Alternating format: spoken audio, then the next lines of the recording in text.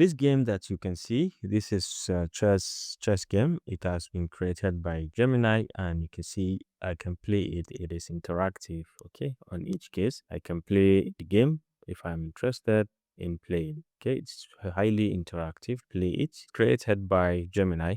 You can see I just gave it this simple prompt: create an interactive chess game to play here. Okay, you can see what it has generated for me. So let's say I'm going to do another one, create an interactive Mario game, for example, to play. All right, so all you need is to make sure you hit on this plus sign and you select canvas, and then you can hit on enter.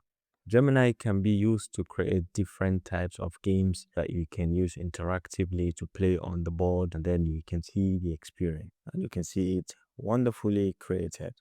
And you can see it has created the game for me. You can see I can move around and I can hit on this to move. Okay, just like the way you have in the Mario game. You can see directly I can chop this, eat this coin. Okay, and then you can see I can keep moving across. It's highly interactive. If you want to see the code, you can always see the code in that created this is a preview, and then you can show the console as well if you want to show it, and then you can download also if you want to download it as a standalone HTML game that you can always click to play somewhere else. See the game in here, you can just click to start. This is jumping, this is back, this is front. You can just click to start the game, and you can see very easily we can move around.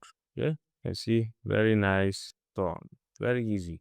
Okay, so just go ahead, see to it which kind of game do you want to create. Is it an interactive chessboard or Mario game or any other interactive game that you are planning to create?